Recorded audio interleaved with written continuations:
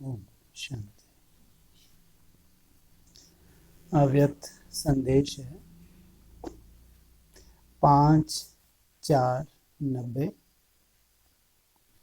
स्वयं परिवर्तन से वायुमंडल को परिवर्तन करने की सेवा करो। मीटिंग में आए हुए भाई बहनों प्रति अव्यक्त वतन से प्राप्त त्रिकालदर्शी बाप दादा का अव्यक्त संदेश।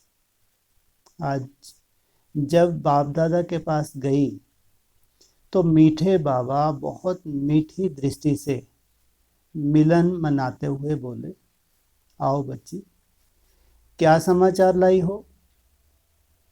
मैं बोली, बाबा फॉरेन वाले तो अब जा रहे हैं, अब भारत के मुख्य भाई बहनों की मीटिंग आरंभ हो रही है। यह सुनकर कुछ सेकंड के लिए बाबा जैसे कोई डीप विचारों में चले गए और बाद में बोले, देखो बच्ची, बाप दादा को इस विशेष सर्विसेबल बच्चों प्रति दिल का दुलार है, क्योंकि बाप से बच्चों का प्यार बहुत है, इसलिए दिन रात सेवा में लगे हुए हैं।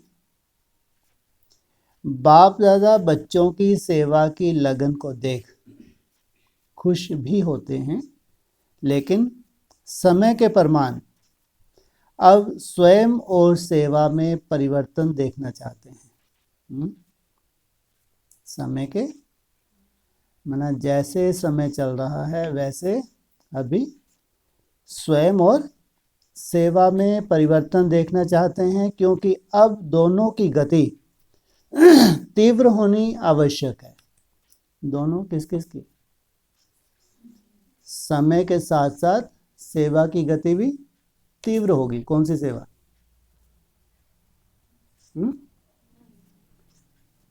जैसे जैसे समय का परिवर्तन होगा, समय कैसा होगा? परिवर्तन होगा तो कैसा समय आ रहा है? अरे समय की गति कैसा है? समय जो आ रहा है कर्मातीत है, तो उसको कैसा कहेंगे? सात्विक, सतो प्रधान। तो अब सेवा भी कैसी हो रही? स्वतः सतो प्रधान बनाने की सेवा बोल बोल से हो सकती है। हाँ, भाषण करो, सामने गधे बैठे हों, लौट नहीं लगाएं बार बार उन्हीं संस्कारों में, कोई असर होगा? इसलिए सबसे सुंदर अव्यक्त वाणी का पॉइंट, हाँ, हर एक स्टार में सुनने वाले समाये हुए नहीं हैं, समझने वाले भी समाये हुए नहीं हैं। सोचो कितना सुंदर पॉइंट है। हर एक स्टार में अपनी राजधानी समाई हुई है। ये है वंडरफुल ड्रामा। तो समय के साथ साथ जितना समय फास्ट जा रहा है वैसे ही सेवा की गति भी, माना जैसे जैसे समय सतो प्रधानता की तरफ जा रहा है वैसे वैसे समय के पट्टे पे चलने वाली जो आत्माएं हैं, लगातार लंबे समय से चल रही होंगी या अचानक कोई जंप ले लेगा, तो इसको कहेंगे समय के साथ साथ सेवा में भी परिवर्तन। तो क्योंकि अब दोनों की गति तीव्र होनी आवश्यक है, इसके लिए जब विशेष आत्माएं निमित्त बने तब सब में वाइब्रेशन जाए। जो निमित्त आत्माएं हैं, जैसे जैसे संपन्नता की स्टेज या कर्मातीत अवस्था की स्टेज, तो वाइब्रेशन स्वतः ही जो जो उनसे कनेक्टेड आत्माएं हैं उनके पास पहुंचता है। बाप दादा यही चाहते हैं कि हर एक को अपने प्रति और दूसरों को सहयोग देने अर्थ दिल से संकल्प उठे और यह लहर फैले। दिल से क्या चाहते हैं? एक तो अपने प्रति, फिर दूसरों के प्रति भी, उनको भी सहयोग देने अर्थ दिल से संकल्प उठे और यह लहर फैले। क्योंकि अंतिम सेवा है। अंतिम सेवा बोल बोल की, ज्ञान की है? कौन सी अंतिम सेवा? मन के मौन से नहीं रंगत है? मन नहीं रुका तो कोई सेवा नहीं है। इसलिए बोला भी है आखिरी में, ज्ञान की सब्जेक्ट लोप हो जाएगी। मैं और मेरा बाप, दूसरा ना कोई, ये है आखिरी स्टेज। क्योंकि अनेक बार मुरली सुनते रूह रिहान करते, उस समय तो समझते हैं कि मेरे में व वायुमंडल में यह परिवर्तन होना चाहिए, लेकिन चाहिए चाहिए में बाप दादा के दिल की चाहना कहो, शुभ आश कहो, वह रह गई। ना प्रैक्टिकल नहीं हो पाया। इच्छा तो उनकी भी है, संकल्प तो आता है, लेकिन हो नहीं पा रहा। अब ऐसे बच्चे चाहिए। कैसे? जो बाबा के दिल की आश को पूर्ण कर सकें। कितने हैं ऐसे बच्चे? कितने में? क्या हो गया? ब्रह्मा कुमारी से पूछें कितने हैं, वो तो ऐसी सुट्ट सी हो जाए, या ये लूले लंगड़े सुट्ट हो जाएं तो बात अलग। कितने हैं? इनसे मिलो। ओह, है? देखो आवाज कहाँ से निकली? हाँ हाँ। ये 16,000 हैं राजयोगी। इन्होंने राजयोग के रहस्य जाने हैं। इन्होंने निसंकल्प अवस्था की प्रैक्टिस की है। बोलने बुलाने की प्रैक्टिस नहीं है इनके पास, वो कला है ही नहीं, और भगवान जानता है। ये अंतिम सेवा नहीं है बोलने बुलाने वाली। ये तो जो ज्यादा बुद्धि के तीखे हैं उनको ये कला दे देते हैं। बैठ के बको, संदेश दो चारों तरफ, एक क्या करो, मैसेज दे दो बस। बोलने की कोई बहुत बड़ी कला नहीं है। सबसे बड़ी कला है कौन सी पावर? साइलेंस पावर, राजयोग है। कितने रहस्य होंगे। तो ये थोड़ी सी आत्माएं कर सकती हैं, ढेर कर सकती हैं। तो अब ऐसे बच्चे चाहिए। जैसे सेवा के निमित्त बनने की हिम्मत रखी, तो बाप दादा की मदद से सेवा वृद्धि को प्राप्त हो रही है। ऐसे अब फिर से ऐसा ग्रुप निकले जो यह दृढ़ संकल्प करे कि हम स्वयं परिवर्तन के श्रेष्ठ वाइब्रेशन से वायुमंडल को परिवर्तन कर दिखाएंगे। वायुमंडल को परिवर्तन कर दिखाएंगे। नहीं तो वायुमंडल कैसा होने जा रहा है ब्राह्मणों की दुनिया में? एकदम हाहाकार। ढेर के ढेर समाचार मिलेंगे। कितने अचानक कैसे कैसे हिसाब किताब आ रहे हैं। तो ऐसा वायुमंडल को परिवर्तन कर दिखाएंगे। इस सेवा के लिए अगर कुछ अपने नाम का, सेवा की रूपरेखा का त्याग भी करना पड़े तो करके ही छोड़ेंगे। सोचो, उन आत्माओं के लिए भी जैसे कि बहुत बड़ा त्याग था। कौन सा? और नाम का, माना इनको तो नाम चाहिए। खूब सेवा कर रहे थे, उनका नाम हुआ जोनल इंचार्ज और माउंट आबू का इतना बड़ा महारथी, तो ये तो वो इतने बड़े स्पीकर। और ये भगवान कह रहे हैं इसमें क्या करना पड़ेगा? ना तुम्हारा बहुत कोई नाम वाला होना है। हाँ, इसमें जो ये टुच्ची ही सेवा कहेंगे, हैं? इसमें मान शान मिलता है, तो इसका त्याग करना पड़ेगा। तो सेवा की रूपरेखा का त्याग करना पड़े तो करके ही छोड़ेंगे। ऐसा बाप के प्यार का सबूत देने वाले सपूत बच्चों का ग्रुप बाप दादा चाहते हैं, जो सिर्फ होना चाहिए नहीं, लेकिन स्वयं समाधान स्वरूप ग्रुप हो। होना चाहिए, चाहिए की भाषा तो कितने साल हो गए? 40 साल हो गए। लेकिन अभी बाबा को क्या चाहिए? सबूत चाहिए, समाधान चाहिए। ऐसे ग्रुप के ऊपर बाप दादा के दिल की दुआओं की बरसात स्वतः बरसेगी। ये हैं पात्र आत्माएं। क्या करें इनके ऊपर बाप दादा? पूरी दुआओं का भंडार इनके ऊपर छिड़क दें, और स्वयं को ऑफर करने वालों को बाप दादा अपनी तरफ से भी विशेष गिफ्ट के रूप में कुछ एक्स्ट्रा मार्क्स दे पास विद ऑनर बना देते हैं। हिम्मत रखी है 100% तक जाने में, तो बाबा भी जानता है, लेकिन जो हिम्मत रखते हैं लास्ट में जहाँ तक भी रह जाते हैं, लेकिन हिम्मत रखी, लक्ष्य बहुत ऊंचा है, भगवान की ड्यूटी है। कहाँ तक एक्स्ट्रा मार्क्स, कहाँ तक पहुँचा देंगे? 100%, जिसकी कोई कल्पना भी नहीं कर सकता कि इतनी एकाग्रता भी धारण की जा सकती है। क्या मन को ऐसे बांधा जा सकता है? क्या हवा को ऐसे रोका जा सकता है? तो अपनी बाप दादा अपनी तरफ से भी विशेष गिफ्ट के रूप में कुछ एक्स्ट्रा मार्क्स दे पास विद ऑनर बना देते हैं। ऐसे कहते बाप दादा आज बहुत प्यार स्वरूप भी थे, मार स्वरूप नहीं थे। साथ साथ जैसे मार्शल अपनी सेना को उमंग दिला रहे हैं, यह दोनों स्नेह और शक्ति रूप का मेल था। बाप तो सदा ही क्या है? कल्याणकारी, और मार्शल लाफुल लवफुल। अगर मार्शल ही लवफुल बन जाएगा फिर तो हो गया काम। तो यह दोनों स्नेह और शक्ति रूप का मेल था।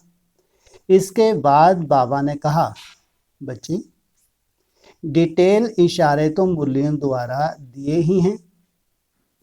इशारे से समझने वाले बच्चों ने इशारे धारण कर ही लिए हैं। जो इशारे मिले हैं, जो धारण करने वाले हैं, उन्होंने कर रहे हैं या करेंगे या कर लिए हैं, शुरू हो गए। ऐसे मिलन मनाए मैं साकार दुनिया में पहुंच गई। अच्छा, ओम शांति। दूसरा संदेश है 12/4/90। अनन्य वह जिसका अन्य कोई नहीं। इनको कहते हैं मीठे मीठे सकीलत है बच्चों प्रति। ऐसे सोचते हैं हमको सबको पीछे भी देखा कि नए नए डायलॉग बना लिया आजकल। तो क्या बोलते हैं उधर? वो रोजा सो हंसते अंदर क्या हालत हो रही है, जबरदस्ती हंसते हैं बेचारे। ये है अनन्य वह है जिसका अन्य कोई नहीं, एक बाप दूसरा ना कोई। सतगुरु के दिन ब्रह्मा वत्सों प्रति अव्यक्त वतन से प्राप्त त्रिकालदर्शी बाप दादा का अव्यक्त संदेश सदा ही रीति परमान। आज जब मैं वतन में पहुंची तो बाबा सामने खड़े थे और बाहें फैलाए आओ बच्चे कह बुला रहे थे। जैसे ही मैं नजदीक गई तो बाबा मेरे को दृष्टि देते हुए भी जैसे कहीं और थे। दृष्टि किसे दे रहे थे? दादी को, लेकिन थे कहीं और खोए हुए। ऐसे महसूस हो रहा था जैसे बाबा देख मेरे को रहे हैं लेकिन यहाँ है नहीं। मैं कैच करने की कोशिश कर रही थी कि बाबा कहाँ हैं। तो थोड़े ही समय के बाद बाबा ने पूछा, बच्ची बाबा आज कहाँ हैं जानती हो? तो मैं मुस्कुराने लगी। बाबा ने कहा, बच्ची तुमको देखते हुए भी मेरे को सभी बच्चे याद आ रहे हैं। मैं आप एक को नहीं देख रहा हूं, लेकिन जो मेरे अनन्य बच्चे हैं वह सब मेरे सामने हैं। कितना बड़ा सबूत दिया। माना बाबा इमर्ज करके बात भी करते हैं तो इमर्ज करके खास उनकी खातिरी भी करते होंगे, नहीं करते होंगे। और ये भी बताया खास अमृत वेले का समय किनके लिए, खास बच्चों के लिए। सोचो कितनी उनको अव्यक्त पालना मिलती हुई। खास अमर बनाने की वेला अमृत वेला। अमर माना माना नहीं, मृत्यु। ये है अमर बनाने की वेला। तो अनन्या बच्चे हैं, वह सब मेरे सामने हैं। मैंने कहा बाबा सभी अनन्या बच्चे तो मधुवन में आए हुए हैं। जब मैं यह कह रही थी तो बाबा मुस्कुराए और कहा हाँ बच्ची। बाबा का मुस्कुराना बहुत रहस्य युक्त था। कितना बुद्धू बनाते हैं। मधुवन वालों की महिमा करते, ये नहीं मालूम कि मधुरता और बेहद के वैराग्य वृत्ति कौन धारण कर रहा है। इसलिए रहस्य युक्त मुस्कुरा रहे थे। मैंने कहा बाबा आप क्या सोच रहे हैं। बाबा ने कहा आज मैं अपने अनन्य बच्चों को चुन रहा हूं। मैंने कहा बाबा आप किस प्रकार से बच्चे चुन रहे हैं। आज बाबा का रूप बहुत हल्का था, इसलिए रूह रेहान कर रहे थे। फिर बाबा ने कहा मेरे अनन्य बच्चे वह हैं जिनका अन्य दूसरा कोई नहीं। ऐसा नहीं कि जो मधुवन में रहने वाले हैं, हाँ ये अनन्य हैं। क्या परिभाषा दी, जिसका अन्य कोई भी नहीं सिवाय बाप के। दूसरा जो अनंत मौज में, स्वीट साइलेंस में और अनंत खुशी में समाये हुए रहते हैं। क्या होगा, अनंत माना अंत नहीं हो सकता। जब उनकी खुशी, जब उनकी साइलेंस की स्टेज जो आती है, कभी अंत होता है। कब तक हॉलीडे कब तक मनाते हैं? हाँ 2500 वर्ष, 2500 दिन का क्या रहेगा हॉलीडे। दूसरे जो अनन्य दूसरे जो अनंत मौज में, स्वीट साइलेंस में और अनंत खुशी में समाये हुए रहते हैं, उन्हें बाबा अनन्य बच्चे कहता है। मैंने कहा बाबा आपको ऐसे कितने बच्चे नजर आए। संदेश में भी कम नहीं है। कितने बच्चों को आपने चुना। तो बाबा ने कहा बच्चे जितने बच्चे अभी होने चाहिए उतने नहीं हैं। कब की बात है, 91 की बात है कि जितने होने चाहिए उतने अभी सामने नहीं हैं। तो मैंने कहा बाबा मीटिंग में तो सभी ने चिट्ठियां लिखकर दी हैं कि हम ऐसा करके दिखाएंगे। तो बाबा ने कहा हाँ बच्चों ने चिट्ठियां तो लिखी हैं, लेकिन यह बाबा ऐसे बोल रहे थे जैसे बहुत डीप खोए हुए हों। इसका मतलब जानते हैं चिट्ठियां लिख लिख के दी हैं, ये चिट्ठियों वाले नहीं हैं वो बच्चे। वो तो बहुत रहस्य है कि वो कौन है। आधा यहाँ है, आधा कहीं दूसरी जगह। कौन, बाबा। दूसरी जगह कहाँ, जिनको इमर्ज किया हुआ था। बाबा ने कहा चिट्ठियां तो बच्चों की बाबा के पास पहुंच गई हैं, लेकिन चलो बाबा तुमको एक दृश्य दिखाते हैं। वतन में पहली बार मैंने नया दृश्य देखा। एक नदी का किनारा था। बाबा हमें नदी के किनारे पर ले चला। उस किनारे पर थोड़ा ही दूर एक कमल फूल जैसा फूल था। बाबा ने कहा वहां जाओ, देखो क्या चीज है। मैं गई तो देखा कि वह कमल का ही फूल था, लेकिन बंद था।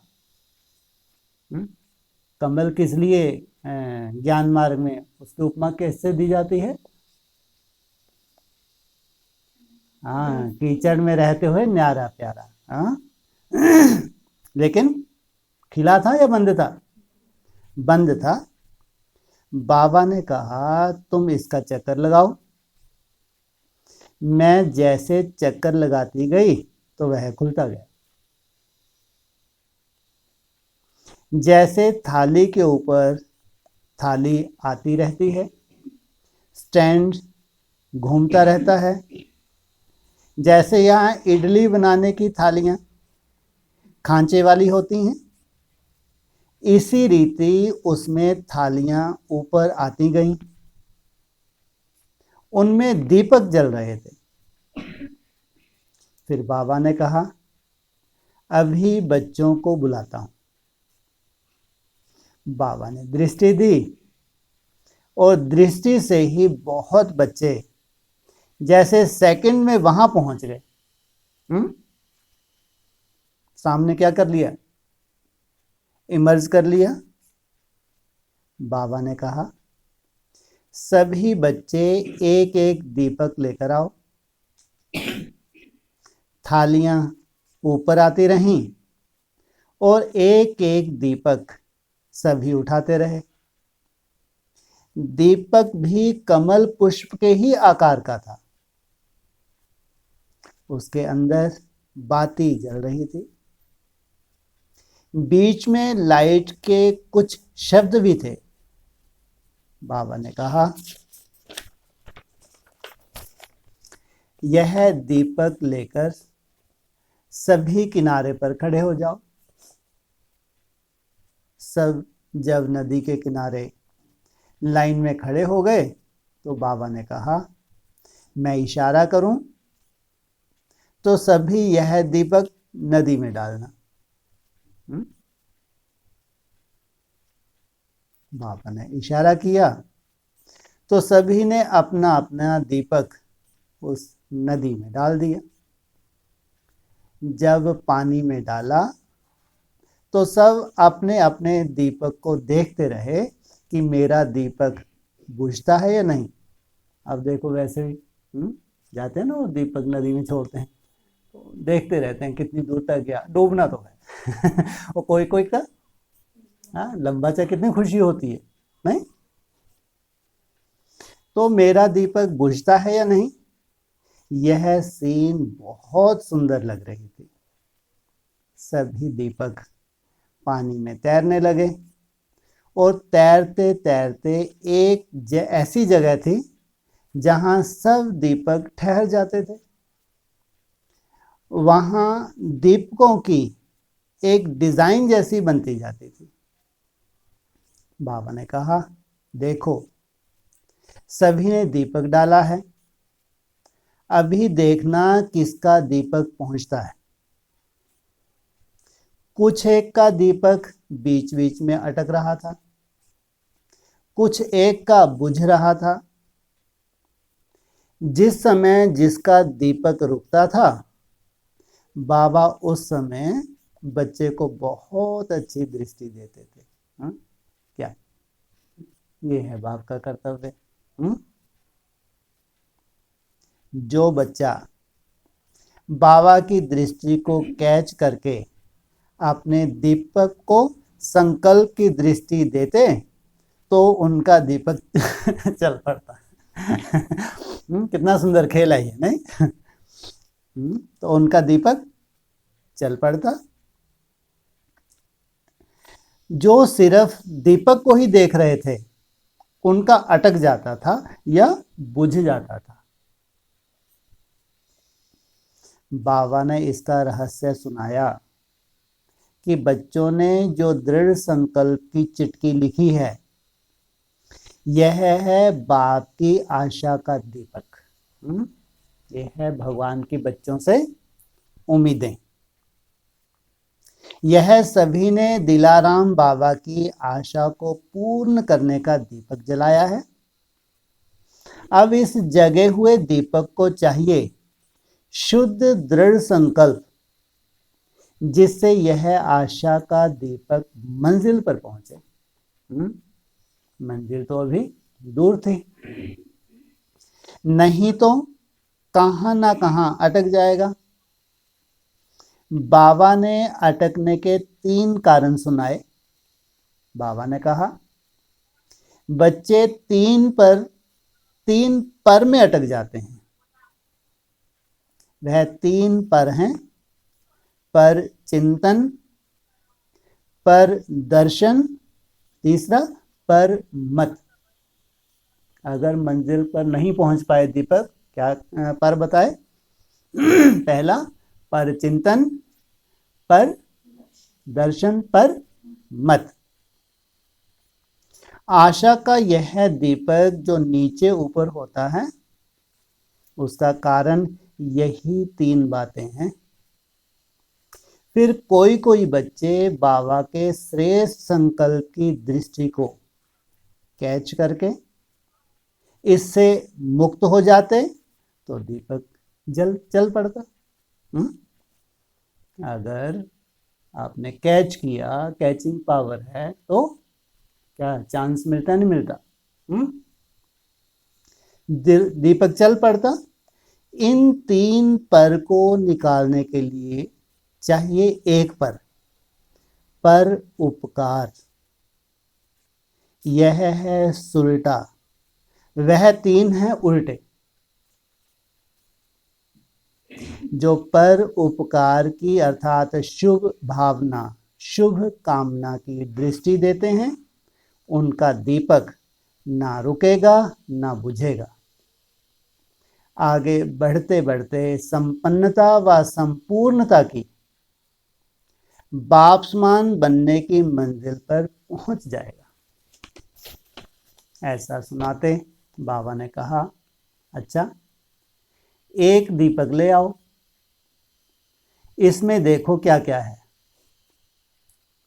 दीपक में नीचे था कमल पुष्प। बाबा ने कहा यह है न्यारे प्यारे रहने की स्थिति। दीपक इसमें ही स्थित होता है। दूसरा, उसमें लाइट के शब्द थे। लाइट में लिखत थी दृढ़ संकल्प। यह दृढ़ संकल्प की ही बाती थी। अगर संकल्प दृढ़ है तो बाती बुझ नहीं सकती। इस रीति से दीपक सजा था। बाबा ने कहा कई बच्चे कहते हैं कि मैंने जो किया या कहा वह पेपर लेने के लिए किया, मैंने कोई सच्चे भाव से नहीं किया। मैंने कहा कि देखें, उसने जो प्रतिज्ञा की है कि क्रोध नहीं करूंगा, ईर्ष्या में नहीं आऊंगा, तो कितना इसमें पास है। कई फिर कहते मैंने कोई परचिंतन थोड़े ही किया, सिर्फ समाचार ही तो सुनाया। ऐसे हंसी की बहाने पर दर्शन की अनेक बातों की लिस्ट बाबा के पास है। इसलिए बाबा आज सुना रहे हैं, ऐसी बातें आगे नहीं करना। जो समाचार सुनाते हैं उसमें क्या कुछ छुपा हुआ है?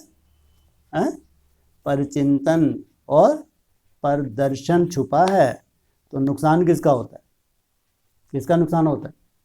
उनको तो लगता है कि हम तो रिपोर्ट दे रहे थे, हम तो परचिंतन करते नहीं हैं, लेकिन अंदर ईर्ष्या का भाव है। तो उसी समय रिएक्शन क्या हो जाता है? अपनी अवस्था भी रुक जाती है, जैसे कि तो बाबा आज सुना रहे हैं, ऐसी बातें आगे नहीं करना, तब ही आपका दीपक मंजिल पर पहुंचेगा। नहीं तो समाचार दूसरों के सुनाते सुनाते रुक गए, कैसे अंदर ही अंदर खोखले हो रहे हैं मालूम ही नहीं पड़े। नहीं तो पर चिंतन, पर मत और पर दर्शन, ये अपने में लीकेज है। तो बीच बीच में रुकावटें आए भी तो इन 3 पर को एक पर से अर्थात पर उपकार की भावना से एकदम काट देना। अगर किसी में कोई कमी कमजोरी है भी तो क्या बताया, शुभ भावना और शुभ कामना, यह है पर उपकार। फिर मैंने कहा बाबा आज तो भोग लेकर आई हूं। तो बाबा ने कहा हाँ बच्चे, मधुवन का भोग। इस ब्रह्मा भोजन के लिए तो देवताएं भी तरसते हैं। कहाँ के लिए? हाँ, ब्रह्मा भोजन, वो भी कहाँ का? मधुवन अर्थात जहाँ मधुरता है और बेहद की वैराग्य वृत्ति है। नहीं तो राजयोग नहीं करते, क्या करते हैं? राज भोग करते हैं। राजभोग में कितने तरह के भोग होते हैं? राजाओं के यहाँ जब बनती है रसोई वो कितने तरह के होते हैं भोग? चलन भी है 36 प्रकार के, 56 प्रकार के। तो ये राजभोगी हैं या राजयोगी हैं? भोगी हैं, इसलिए जाना पड़ता है। हॉस्पिटलों में जाओ, भर्ती होते रहो पूरा जीवन, जब तक शरीर ना छोड़ दे दवाइयाँ खाते रहो। कितने बढ़िया राजयोगी हैं। तो इस ब्रह्मा भोजन के लिए तो देवताएं भी तरसते हैं। जिस भोजन के देवताएं तरसे वो हॉस्पिटल में पहुंचाएगा या और ही क्या करेगा? आत्मा को कैसा बना देगा? एकदम तंदुरुस्त। और जिसकी आत्मा तंदुरुस्त उसका शरीर तंदुरुस्त ना हो, ये हो नहीं सकता, ये कायदा ही नहीं है। या तो तुम अपने शरीर को तंदुरुस्त कर लो, आत्मा को कमजोर पड़ी रहने दो। 2013 में क्या बोला? बाबा ने क्या बोला 2013 में? सुना है, डिस्कशन में था कि चीन एक ऐसा बम फेंकेगा, कितना भी रिष्ट पुष्ट होगा। क्या होगी उसकी दशा? वो देखी ना 2020 में। ये महावाक्य हैं भगवान के 13 में बोले हुए महावाक्य। अभी भी कोई मंद बुद्धि शरीर की फिटनेस के ही लगा हुआ हो और आत्म चिंतन से कोई लेना दें, कि उनको लगता है कि शरीर ही तो सब कुछ है। तो बाबा क्या कह रहे हैं? कैसा होगा ब्रह्मा भोजन? तुम्हारी आत्मा को कैसा करेगा? वो होता है ब्रह्म, जो देवताओं को पसंद कैसा होगा सोचो। देवताएं भोगी होते हैं या भासना लेते हैं। भासना के लिए कि बहुत वो चाहिए क्या 56 प्रकार के भोग? सोचो कितने सुंदर वाइब्रेशन होते होंगे बनाने वालों। तो इस ब्रह्मा भोजन के लिए तो देवताएं भी तरसते हैं। ब्रह्मा बाबा भी मधुवन के भोग को बहुत याद करते हैं। कौन? ब्रह्मा बाबा क्या चाहेंगे कि जितनी मेरी बच्चियां हैं, मेरे बच्चे हैं, ये रिष्ट पुष्ट रहें या हॉस्पिटलों में जाएं। नहीं तो बाबा की मजबूरी थी, क्या परमिशन दे दी? क्या परमिशन दी? मुरली में मना किया है, ग्लोबल हॉस्पिटल बनवा दिया, जबकि मुरली में मना किया है। तुम आत्मा की पढ़ाई पढ़ रहे हो तो शरीर कैसा होगा तुम्हारा? मजबूर क्या करना पड़ा? ग्लोबल हॉस्पिटल घर का ही बना लो, यहीं ट्रीटमेंट होते रहें, कम से कम दुनिया तो ना देखे।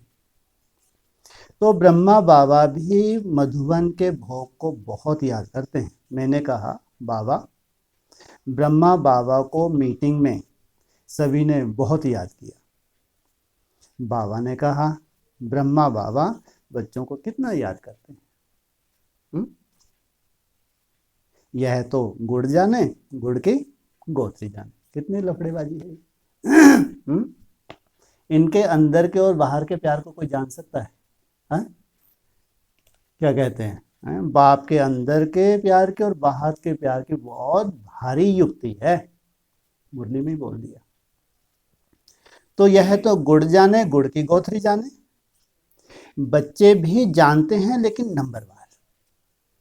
इसका मतलब जो करने वाले हैं उनको तो भाषना आती है, तो वो नंबरवार हैं। यह तो बाप देखता है कि ब्रह्मा माँ बच्चों को कितना याद करते हैं। फिर बाबा ने भोग स्वीकार किया। हमें भी खिलाया। दूसरी संदेशियां भी भोग लाई थीं, वह भी स्वीकार किया। फिर मैंने कहा बाबा, कल हमारी मीटिंग में एक बहुत रमणीक बात निकली। आजकल सेंटर पर तो भोग लगता है, उसमें आधे सेंटर पर तो भोग लगाने वाली संदेशियां हैं, आधे में नहीं है। संदेशियों का पाठ तो काफी चला है। अभी सबका विचार ऐसा निकला कि सभी सेंटर्स पर योग में ही भोग लगाया जाए। यह सुनकर बाबा बहुत मुस्कुराए और कहा कि अच्छा, संदेशियों को रेस्ट देनी है। मैंने कहा बाबा, रेस्ट नहीं देते हैं, चारों तरफ एक जैसा हो जाए, इस भाव से किया। क्या मतलब निकला? संदेशी होती हैं तो फिर भी उनको बहुत चिंता रहती है, बहुत अटेंशन देती हैं अपनी याद और धारणाओं के ऊपर, ताकि एक्यूरेट संदेश आए, बाप उनको खींच ले। नहीं तो बैठी रही बेचारी, बाप ने खींचा ही नहीं, कितनी बेइज्जती हो जाए उसकी। ऐसा हो सकता नहीं, हो सकता, होता है नहीं होता। बैठी रहती है, बस आ ही रहा है बाबा, वो खींचता ही नहीं है, बैठी रहती। तो अगर संदेशी बहुत धारणा युक्त नहीं है तो इसीलिए बोला है, वो एक्यूरेट संदेश भी नहीं लाएगी। और यहाँ तो क्या शुरू कर रहे हैं, संदेशियों को कहाँ रख दो, साइड में रख दो। जितने भी सेंटर हैं योग में बैठे, बढ़िया प्लेट सजाएं और भगवान को स्वीकार कराए सबको। संदेशियों की यहाँ जरूरत ही नहीं है। सोचो कैसे कैसे ड्रामा चेंज हो रहा है। तो एक जैसा जाए, यह इस भाव से किया है। तो बाबा ने कहा कोई हर्जा नहीं, कर सकते हैं, विनाश को तो वैसे ही प्राप्त होना है। क्योंकि संदेशियां भी नंबरवार हैं, कैचिंग पावर भी हर एक की अपनी अपनी नंबरवार है। जितनी प्योरिटी की पावर है, जितने दिव्य गुण है, जितनी साइलेंस की पावर है, उतना एक्यूरेट संदेश लाती है। मैंने कहा बाबा, लेकिन बाबा यह तो उन्हें बाबा से वरदान मिला है, यह वरदान खत्म तो हो नहीं जाएगा। तो बाबा ने कहा बच्ची, अविनाशी वरदान कभी खत्म हो सकता है क्या? संदेशी कभी स्वयं के प्रति भी वरदान यूज कर सकती है। कभी भी संदेशी को चाहिए तो बाबा के पास आ सकती है। सेवा प्रति नहीं तो स्वयं के प्रति, रूह रेहान के प्रति भी वरदान को काम में ला सकती है। कितनी बड़ी बात है। अविनाशी वरदान समाप्त थोड़े ही होता है। मैंने कहा बाबा, कभी कभी कोई संदेशी का पार्ट खत्म भी हो जाता है। तो बाबा ने कहा बच्ची, इस गुह्य गति को बाप ही जाने। अगर संदेशी का पार्ट खत्म होना माना, क्या मतलब निकला इसका? बाबा ने उसको खींचना ही बंद कर दिया, बैठी रही बैठी रही। पहले तो संदेश लाती थी, उसके बाद उसको खींचना बंद, वो बैठी बैठी बेचारी ट्रांस में गई ही नहीं, कोई मैसेज ही नहीं मिला, तो बंद। तो इसलिए क्या बोला, इस गुह्य गति को बाप ही जाने कि जिनके बंद हुए हैं पार्ट या आगे जब बंद होने वाले हैं, उनकी गुह्य गति क्या है। फिर मैंने कहा बाबा, मधुवन का क्या होगा?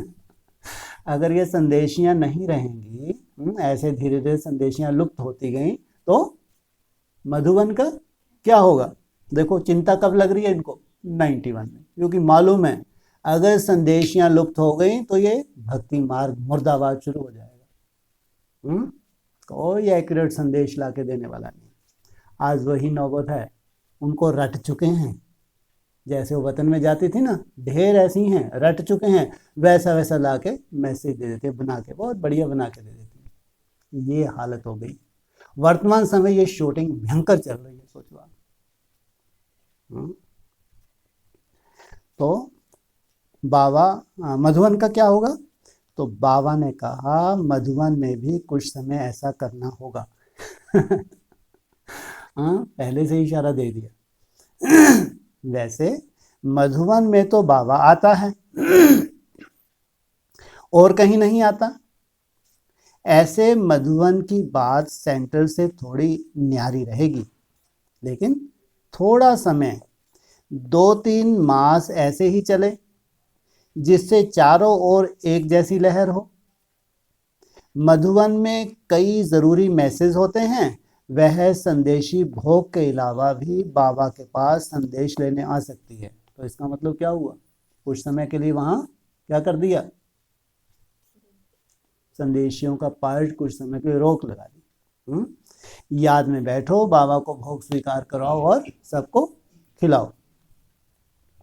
फिर बाबा ने कहा, यह जो जीते जी मरने आदि का भोग लगाते हैं, संकल्प तो बहुत अच्छा करते हैं, लेकिन ऐसा समझकर नहीं लगाओ कि पिछाड़ी में कोई लगाने वाला हो या ना हो, इसलिए लगा रहे हैं। मधुबन की रस्म भी थी, कोई कोई अपने भोग लगवाते थे, जैसे मरने के बाद क्या करवाते हैं, तो वैसा वो अपना भोग लगवाते थे। लेकिन जो भोग लगाए वह समझे कि मैं मर गई, अर्थात नष्ट मोह हो गई, फिर किसी में मोह ना रहे। ऐसे कहते बाबा ने सभी को याद प्यार दी और कहा, बाबा भी खुश, बच्चे भी खुश नसीब, सदा खुशी में नाचते नाचते एक दो को सहयोग देते आगे बढ़ते चलो। अच्छा, ओम शांति।